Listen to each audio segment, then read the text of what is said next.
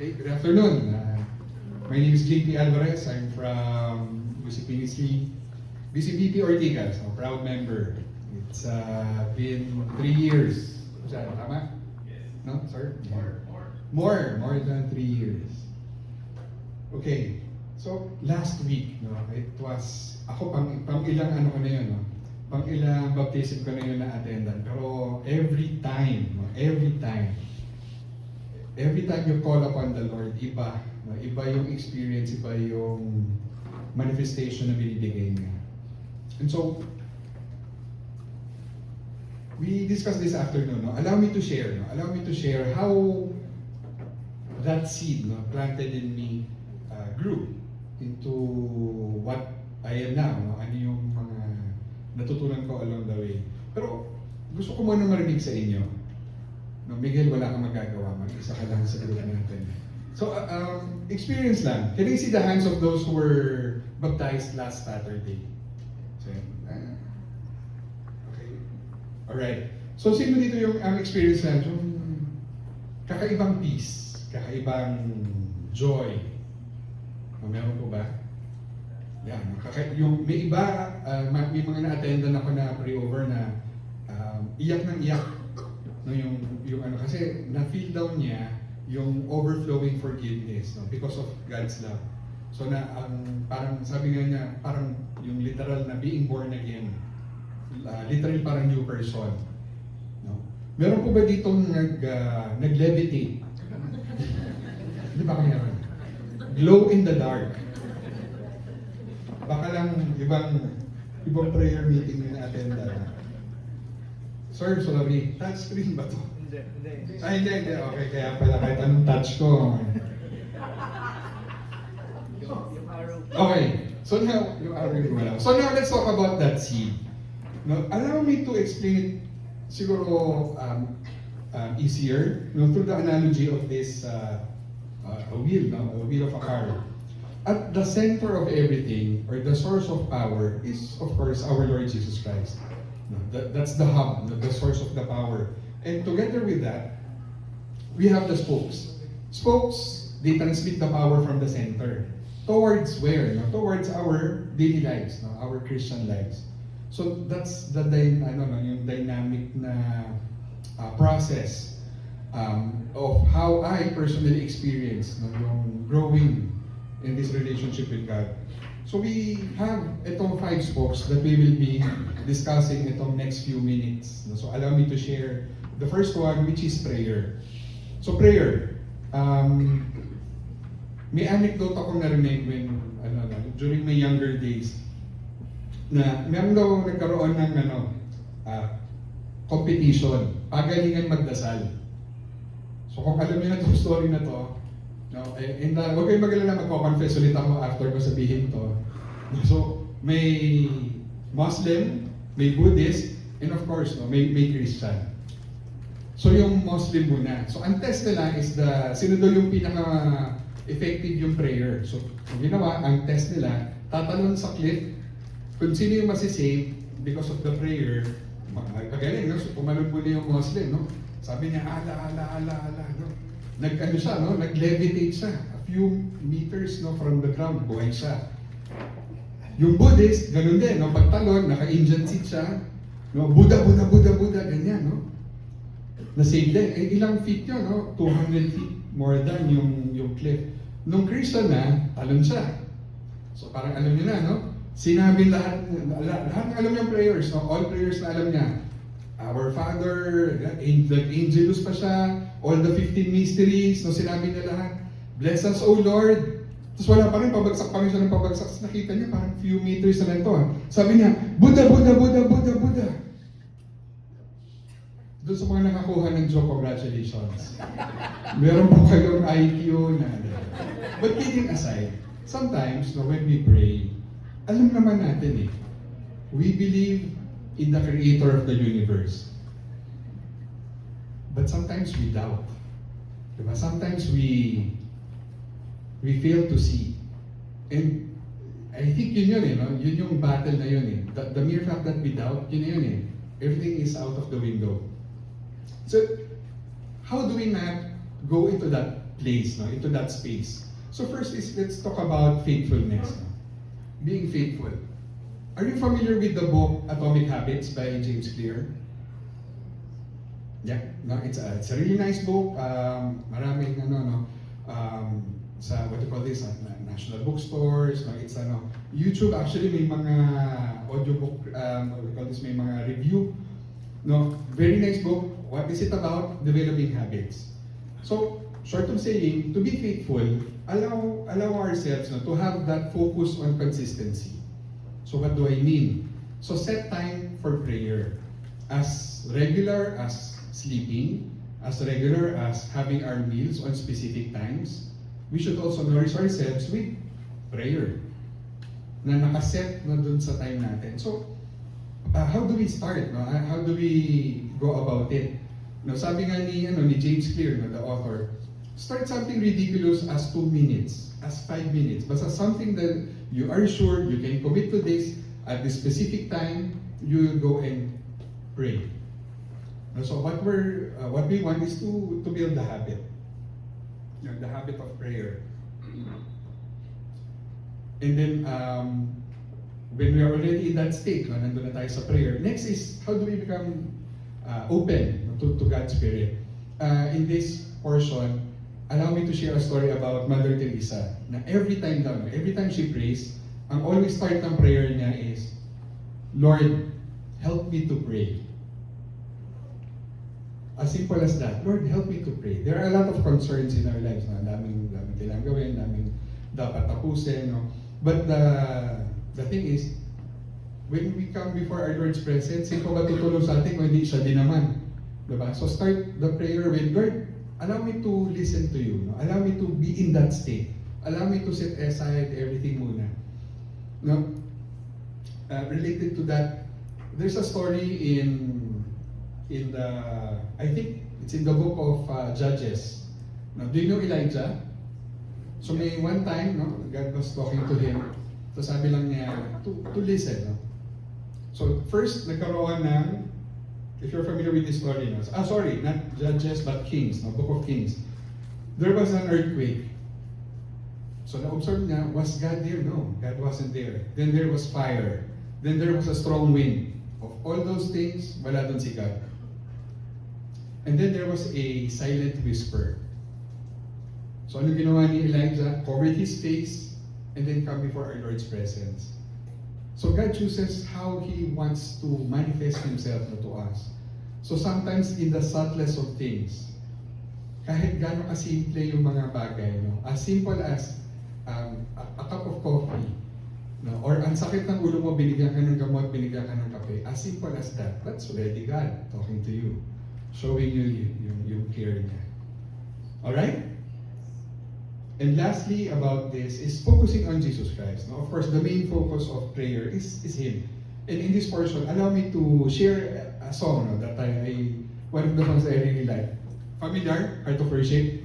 I think we sang this sa sa mga chapter assembly, but for the participants, I'm not sure. Are you familiar with this? No, by Matt Redman. Yeah. So, yun ang kapatid kasi hindi talaga ako yun. That's why I play the guitar. No? So can you join me in wag naman sing, no? Pero let's go through the lyrics now. All together? With the music?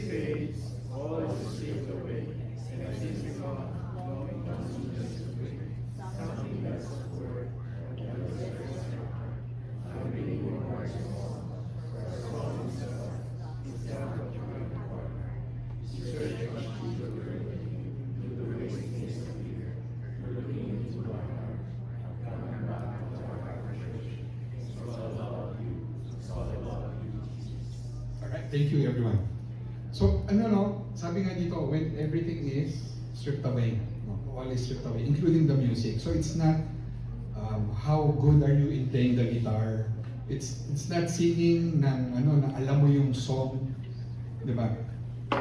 There's short story about a priest na nag-celebrate ng birthday niya.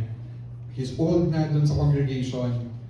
And so, to surprise him, part of the birthday celebration, they invited a singer rather, an opera singer na kantahin yung favorite song niya, which is The Lord is My Shepherd. So nung kinanta yung song, di ala, palakpakan, ang ganda eh, no? Yung operatic yung pagkanta. And then, time na for the priest no, to give yung piece niya. So sabi niya, during his speech no, dun sa pagbigay niya ng thank you, sabi niya, can you just allow, can you indulge me? Can you allow me to just sing that song? And habang kinakanta niya, no, slurred yung pagkanta, wala sa timing, no, hindi mo maintindihan yung lyrics, no, mali yung actually yung lines, no. But everyone was crying. And so one of the priests asked yung fellow priest na sabi niya, why is everyone crying? No, nung si father niya yung kumakanta. Tapos sabi niya, the opera singer knew the song, but father knew the shepherd. So as Christians, nasa sa atin yun eh. It's for example, Our Father. Anyone can read the Our Father, right? But only as Christians, only as Catholics can pray the Our Father. Nandito ba si Brother June Lozada? Wala. So, sayang kasi during our June Garcia pwede rin. In lieu of June Lozada, I would like to acknowledge the friend. Pero June, kasi credit where credit is due. So kay June ko to narinig, sabi niya, may pagkakaiba daw, no, when he was inside jail, no, sabi niya, nung may prayer meeting din sila, sabi niya, magkaiba ang panalangin sa dasal. So sabi ko, taga Bulacan ako, so sabi ko, hindi ko alam, di ba parang pareho lang yun? So dasal came from the Spanish word rezar, meaning to state. No, so, sabi niya kasi, ang pagdadasal, based dun sa root word, is just to say it as it is. No, to recite the prayer. Pero when you say panalangin, iba siya. Iba yung meaning niya with that prayer. So we put the meaning in those prayers. And the fundamental question with prayer is, my question to all of us here present right now, especially the participants, no? Are prayers answered? Or all prayers, are they all answered?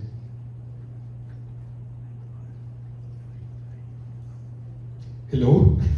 Ayan, nandiyan pa pala. Sorry. So, yes? No? Yes. Yes. No. All prayers are heard? 100% sure. All prayers are answered. Answers can be yes, it could be a no, or a None. not yet. No, not yet. Which is still an answer. So everything is answered. Everything is heard by God. So that's the first spoke. Doon pa na tayo. The spoke of connection, that is prayer. We go to the next one, which is study. Which is the spoke of wisdom. So allow me to share about the Bible. No, I am no expert by all means. No, hindi ano yan. But I'm happy to say that the Bible is a history book. Yes. The Bible is a philosophy book. Yes. The Bible is a promise book. No, all of your motivations, all of your inspirations. But siguro importantly, it's a story about love. No, it's a book about love. Agree? Yes. No? It is written by more or less 40 people from different timelines, even centuries apart. But all of them sharing the same message of love. No, iisa lang yung pinag-usapan nila. It is the most translated book. It is the best-selling book of all time. No, that's the Bible for you. And so, yun nga, no, let's grab that opportunity to get to see and savor. No? Ano ba yung, sabi nga nila, it is the user's manual for life. Amen? So that's the first one, our Bible. Next, I'm also happy to share that we have technology. No, technology is good. It's in the intent. No, so there are certain apps that we could use. No, Halo, familiar? Halo app. We have the Sacred Space, which I know most of you use, no, especially for our BCTP members. The Holy Bible, the app, no, yung version, it's there. No? So before kasi I have a handy Bible, no, during yung but right now, at least hindi lang hindi lang pang social media yung phone. No? It's also a tool that we could use, no, to grow in faith, no, closer to God. We have yung mga what we call didake or mga devotional, no, ng mga daily devotional. You have there yung mga Bible verses. There are some devotionals, they have sharing. No? So, yeah, no? I sometimes I use them. No? It's been a while, no? Kasi iba na yung ginagamit ko. If you're familiar with there's a YouTube channel, pero meron din sila sa Spotify, yung Catholic Daily Reflections. If you're familiar with that. No? So, ano rin siya. Yan, I use that. Yun, sa AG kasi namin before, no? That's what we use. Okay, I have two books here that I would like to share. The author is Kat Han, if you're familiar with him. He's a convert. Before, he's a Presbyterian born again. And then he converted to Roman Catholic. No, kaya yung one of, I think it's the first book, no, yung Rome Sweet Home. So he tells the story. No, what made him convert to Catholicism? So ano yung meron? Ito yung journey niya, no, yung Rome Sweet Home. There's also a ano to, no, during siguro mga hindi pa yata pinapanganak si Miguel. No, yung Jesus CEO. If you're familiar with this book, author is Lori Beth Jones. It's most of us here are professionals and businessmen. Ang gist niya is, if Jesus was a CEO, which in a way he is, no? Ano yung mga principles niya? How did he manage yung kanyang board na yung Mancom niya? No, so it's a nice book. No, reflecting on the things na ginagawa ni Christ, no, in terms of managing his team. And then we have here two novels. Screwtape Letters. Are you familiar with C.S. Lewis? Narnia? The book of Narnia, the Chronicles rather of Narnia. So yeah, siya yan. C.S. Lewis. It's about, itong Screwtape, ano siya, interesting. It's a satirical story about two demons. So nag-ano sila, no, exchanging notes about the faithful. So ano siya, no, perspective ng demons talking about us, no, about the followers of Christ. So, it's interesting. And then one is This Present Darkness by Frank Peretti. It's also a novel, very nice book about the power of prayer, no, about spiritual battle and how it is won by faith and by prayer. No, so yeah, no? We also have what we call mga teachings and preachings. No? Of course, we have the homily, no, during when we hear the Holy Mass. We have prayer meetings, or some here in BCDP we call them AG, no, or action group meetings. And then we also have our teaching nights. No, so all of these things help us, no, to grow in faith. So ano yung first na spoke natin kanina? The spoke of connection, that's prayer. Next is okay, study, and then now let's go to service. No? The spoke of action. Familiar? The washing of the feet. No? Yun nga iniisip ko kung one of the apostles ako, sasabihin ko, Lord, pwedeng wag paa, wag lang paa, pwedeng paliguan niyo na ako lahat, di ba? Kasi lahat madumi. Sila paa lang. No, but kidding aside, no? So let's go through it one by one. First, how can we be of service? No? First is by the way we live our lives. With all the different roles that we have. As a father, as a friend, as a son, as a sibling, as a worker, as a co-worker, as a member of Mancom, as a business owner. So marami, no? Of all those roles, no? Ano ba yung ginagawa natin? No? And ano yung ginagawa natin that would glorify God, no? That would manifest God, no? Yun tayo, no? If being a follower of Christ, no? Kung yan ay kasalanan, no? Kasalanan sa batas, may enough evidence ba yung batas para sabihin na si JP, Katoliko to? Ganun ba yung manifestation ng buhay ko na masasabi na, yeah, convicted yan. He's a witness. So something to reflect on. Next, we also have performing our basic, sabi nga nila, I heard this from a nun, no, I think a Carmelite. No, I used to be, yung course ko po ng college is physical therapy. No, huwag nyo na tanongin ba't ako napunta rito. No? So physical therapy. So during my internship, nagkaroon po ako ng patient na sister, no, dyan sa Mount Carmel. And kwento-kwento kami. Tapos sabi niya na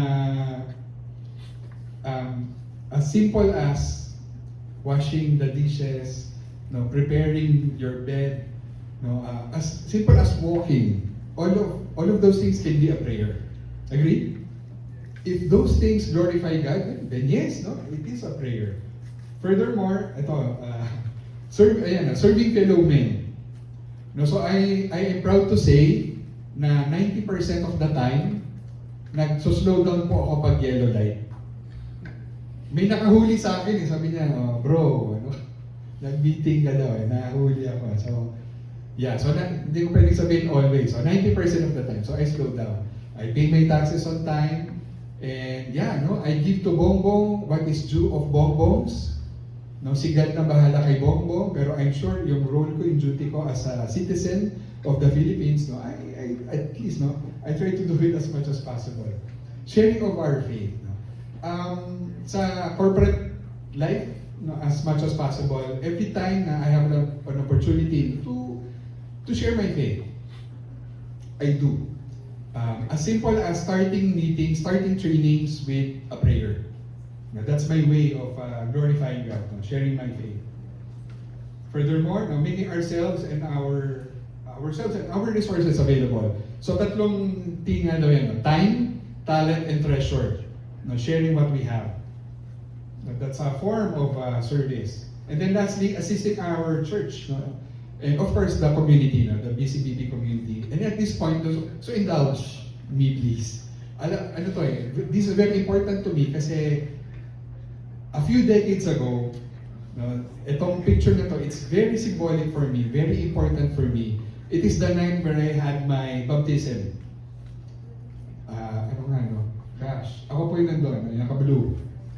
I think, this is 1993, December 28, 1993. I still clearly remember. So yes, Miguel, wala ka pa niyan. Huwag niyo na pong sabihin, nakaka-hurt na nga kayo. Nakaka-hurt na nga kayo. So here, dito ko na-experience, no, yung, no? Being baptized. And because of that, sabi ng bangko, no, it's the entry point to being a Youth for Christ member. No, we call it a youth camp. And with that, I became active, no, in my service. I became a student leader nung college days ko. I left everything, no, yung big plans ko of becoming a therapist in the United States. No, I set that aside. Actually, no, hindi lang aside, no, kasi nawala talaga.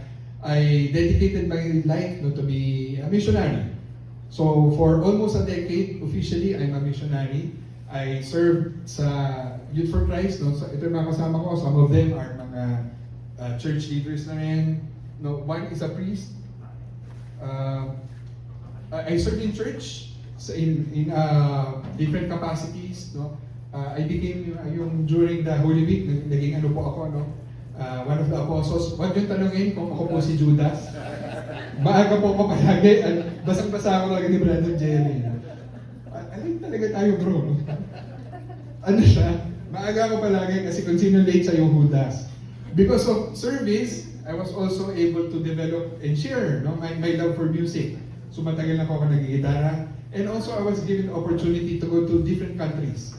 I was able to go to Cambodia, Vietnam, Singapore, Hong Kong, some countries in Europe, no, Rome, Vienna, Athens, Israel, no, in and out of Jerusalem. And ito yung isa sa pinakamatagal ko. I stayed for a year in South Africa, a few weeks in Zimbabwe, a few weeks in Botswana. And all of those happened just because I said yes. No, I said yes to God. I am not perfect, mga kapatid. Ang dami pa, ang daming ano. And yun nga yun eh. The more I serve, the more I see na a lot of me still needs to be fixed. No? And so, I'm happy to share na in my missionary era, no, so napunta ako ng corporate, but in a way, I think I'm still a missionary in my small way. No? I'm proudly serving right now as one of the members of music ministry, BCBP. I'm not sure kung rockstar, but I try to not rock the boat with my playing kasi ang daming kong kakulitan. No? I'm Yun lang, no? I'm really happy with this. And pinaalam ko naman na to, no, Brother June, I'll do a shameless plugging. So may new participants, new members of BCBP, we have an opening for music ministry. So yung kumakanta dyan, no, please. And sayang wala si Cons. Cons, I remember you. Ano group siya? Saan group siya dyan? Okay, pakisabi na lang, brother. Paki-extend sa kanya. Cons, saan ba yung camera? Cons, I'm happy to say you passed our test. Nakuha mo na sinadya namin yung hindi timing. Na-pick up niya. So ngayon, entitled ka na for the audition. Hindi ka papasado, pag-iisipan, pag-discern namin kung papasa ka, but pwede ka na mag-audition. But for the rest, you're invited. Join us. Just kidding aside. Okay. First spoke is prayer, study, service. Now let's go to sacraments. The spoke of grace. Grace is a blessing from God. Kasi alam ni God na hindi natin kaya. So God gave us these 7 sacraments to help us in our journey with Him. So, alam niyo na, no? Hindi ko na masyadong i-dwell yung iba. I'll focus to manage time. I'll focus on 2 that's important to us kasi it supports us in our Christian journey for our growth, and that is the sacrament of Holy Eucharist and the sacrament of reconciliation. If we are forgiven, there should be change. Agree? The objective naman is not to be sinless. No? Close to impossibility, mga kapatid. Sinless na L-E-S, but the objective is to be sinless, L-E-S-S. To sin less and less. Agree? Yes. So that's our objective. No? That's So I encourage everyone, please, no, regularly go to Mass. Alam niyo na yan. Go to Mass, go to confession. No? These are the graces that God has given us. No? So let's go and use them. No? Those are gifts. No? Regalo sa atin yan. Pag di natin ginamit, it could be gone. And now let's go to the last spoke, which is the spoke of community life. Ito important sa akin also. No? Very close to service. But community life, it is something na I grew up with. Sabi ko nga sa inyo, di ba, yung mom ko, they were members of Couples for Christ in Mandaluyong. And sabi nila sa akin, yun nga, no? Being a Youth for Christ member in that camp, it is the most important gift I will receive in the rest of my life. And I guess, yes. No? I can't imagine a life na hindi member of a community. And sayang wala dito si no? Ang nakausap ko doon about community life was Nikki Ibanez. No?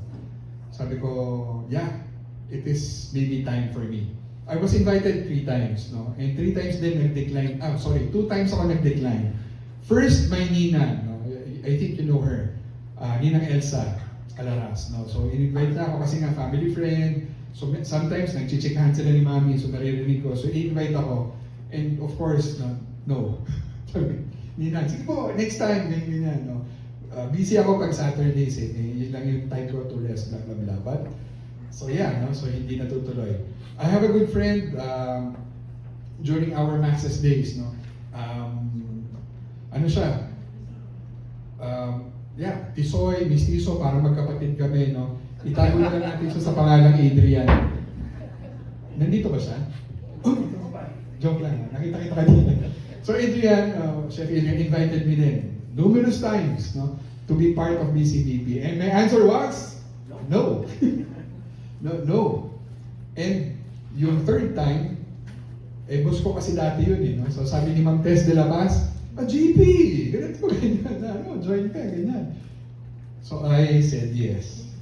Yeah, the power of the boss, no? So workplace, no? So bringing Christ in the marketplace, very important, mga kapatid. So because of that question, I'm here in front of you right now. Ang maganda sa community, tinanong ko to sa yung AG, nakilala to ni Jan, si Alan. No? Sabi ko sa kanya, bro, kasi I think twice ko narinig during the sharing last Friday about people here in this community not judging, and that's 100% true. Kasi kausap ko si Alan, sabi ko, bro, if people will judge me dyan sa community na yan, hindi na. Kasi ako lang, hinuhusgahan ko na yung sarili ko eh. Pagod na ako, ayoko na. So sabi ko, I don't want people to look at me, di ba, judge my story. So hindi na. So sabi niya, hindi ganun yung community na to eh, which in fact is true. Pero may pambawi siya. Sabi niya sa akin, but do not be deceived. This community is run by people. People who fail and who falter. And totoo. Totoo din yun, no? And hindi niya sinugarcoat sa akin. So same thing, I will not sugarcoat. This community is run by people, the people that will commit mistakes. But the thing is, ito yung realization ko, no, of all those years, no, more than 3 years na pala sabi ni John na, yeah, people don't judge. My realization is, at the end of the day, we struggle together. We lift up each other. And most importantly, we move together. So that is the essence of having a community.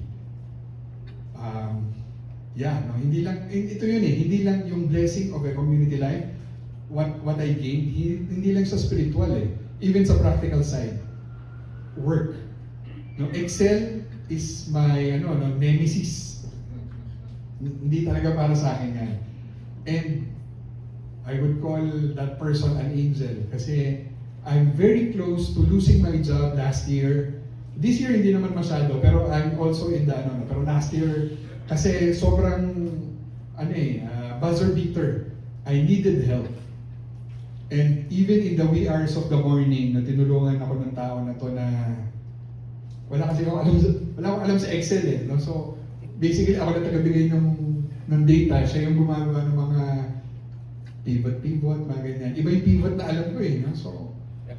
So awa ng Diyos, no? Because of that, I'm still with the #1 casual dining restaurant of the Philippines. No? So it's a blessing. And also, I think I shared din to sa group namin ni Miguel na another blessing I got with this community or being in a community is yung people who has gone before me. Ang ibig ko sabihin, when I was single, no, wala pa akong anak, so nakikita ko how it is to be a father eh. Walang di ba? Sa school, tinuro lahat, no? Algebra, how to balance equations, no? SSPS, mga ganyan, X is equal to Y, no? Mga ganyan. Pero wala naman tinuro how to be a father. Kung may course na ganyan, masana, no? Lahat tayo nag-enroll, pero wala eh. So I learned all of those in community. And ganun din, no? I was sharing, yun nga, si Brother Noel, no? Yung when he would join yung mga AG namin, ang dami ko napupulot sa kanya, no? How at itong point in his life, no? So nakikita ko, sa akin, a few years pa eh, so I have enough time to prepare. No, so that's the beauty of having someone dito sa community. And no, at the end of the day, being a community is like, ito po, no? From the Jungle Book, I would like to quote, for the strength of the pack is the wolf, and the strength of the wolf is the pack. So as a community, we need each other, but at the same time, hindi naman pwede na we always receive. In any relationship, kaya nga, diba, growing in relationship with the Lord, we take, but we also give. And so with that, so allow me to recap about our life here in BCBB. So, sino dito familiar, how do you balance a wheel? Anyone familiar? Wheel balancing sa bike or sa sasakyan. The thing is, the objective is to balance the wheel. If not, anong mangyayari? Hindi pantay, no? Hindi pantay yung pag-wear ng tires. Possible na magkaroon din ng mga camber problems, no? Mga wiggling, no? Na pwede mangyari. Actually, in fact, kung sa harap pa yan, steering yan, baka may problema pa with safety. So, balance is very important. Same with our lives. Okay? Agree? Amen? No? So, balance is important. Kung puro dasal but no action, no, sabi ni Apostle James, it's dead. No? it's useless. No? Faith is dead. Kung, let's say, puro service, di ba, okay naman yon. But I will honestly say to you, hindi rin pwedeng puro service. It can burn you out. And in a way, it is the best escape to having a true, honest relationship with God. Kasi nagsuserve naman ako, Lord eh. But no, diba, going back dun sa kanta ng Heart of Worship, take away everything, what's important? It's all about you, Lord. It's all about Christ. Amen? It's all about Christ. And so with that, as I end, allow me to quote to share yung quotation ni St. Paul about being a resounding or a noisy gong or a clashing cymbal. If you speak in tongues, if you speak the languages of angels, but if you have no love, diba, you're a resounding gong, a clashing cymbal. Ang sakit natin sa tenga. So what's the connection of love with the will? No, it's what we need to make the will move. To balance the wheel, it should be spun. It should be in motion. So that we know ano yung portion na sobra, ano yung portion na konti. So with that, mga kapatid, sabi nga ng Beatles, all we need is love. Magandang hapon po. Maraming salamat.